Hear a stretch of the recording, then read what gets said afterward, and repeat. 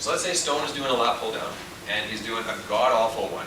Doing the absolute worst lat pull down you've ever seen in your life.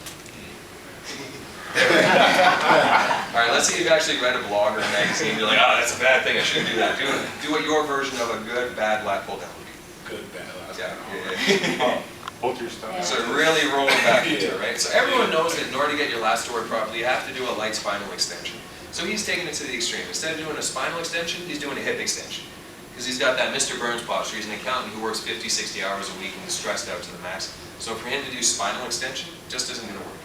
So what I want you to do is grab the bar, the imaginary bar up above your head, okay?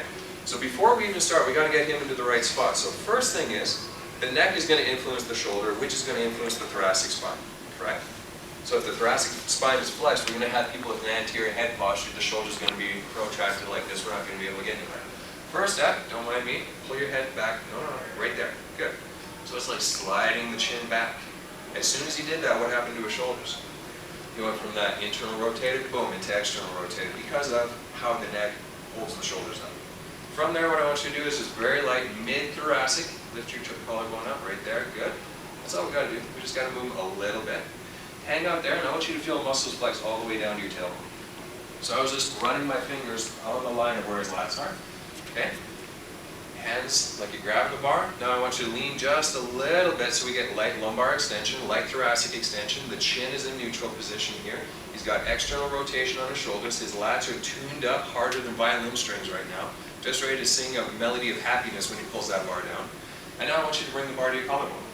Just to your collarbone. A little wide on your grip there. Good. Now the function of the lats when we're in that thoracic and lumbar extension is to cause your elbows to come close to your sides. So if your elbows are flared out like this, your lats aren't doing it. So we got to get your elbows tight. And then while you're there, raise your collarbone just a bit right there. Good. Now chin comes back just a bit. Perfect. Now what I want you to do, these muscles down in your lower back, I want you to flex them. I hate that pencil analogy.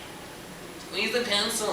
With your shoulder blade, squeeze the pencil. Okay, well now we're working upper traps and rhomboids. That's not where your lats are. So I want you to create tension through your lower back. How's that feeling so far? You're not even under load. Do you feel like muscles are working? Yeah. Now that you're there, bring your grip in just a little bit, okay? Now I'm going to help him to get deeper into that position by just bringing his elbows closer to your sides. Very light push. Boom. Now fire your glutes like crazy. There we go. How did that feel? While he did that, his chin went forward just a slight bit as a compensation, so we got to recorrect him. So I'm not moving him hard or doing anything like that, but I'm just getting him in the right spot. And once he learns what that feels like, bring it back up. Take a breath. So you just did a 0-pound lat pull down, you guys. Does that make sense? You go back to Oakland and be like, man, you should see what they do in Canada. They do zero weight training and it hurts like hell. Now do one good rep. Pretend like you got that bar. Get set. Good. Now go for it. Bring the elbows tight. Glutes. Perfect. So once you get the person to do it once or twice, kinesthetic memory kicks up and they're able to do it on their own. Bam, bam, bam. If they forget about it, all right, cool. Let's say he's doing it and his chin's forward. I'll pull it back. A 1-second correction. Or I'll tell him, breastbone up. Shoulders down. Perfect, right like that. Once they know what it's supposed to be like, your work is done. And all you have to do is train them into that state. If he starts getting into a fatigue state and all of a sudden his shoulders start rolling forward while his head is up like this and he starts creating tension through his neck to try to find stability that he's now lost down here because those muscles are fatigued, the exercise is done. It's not going to do him any more benefit. Even if I said, okay, I want you to go to 10 reps, he gets to 5 and he's gassed, okay, stop right there. We'll back it up. You're starting to lose technique on this. I don't want you to injure yourself. You make it a benefit.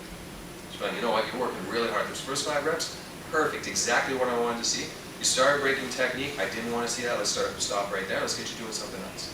It's not a negative thing to the person. If they're able to say, you know what, I felt that muscle activity like crazy, everywhere that I was supposed to feel it, and I feel stronger now. If we were to just keep hammering away, he'd develop a compensation pattern that would be negative, and now all of a sudden I got to try to fix something that I created. And I'm my own Frankenstein's monster.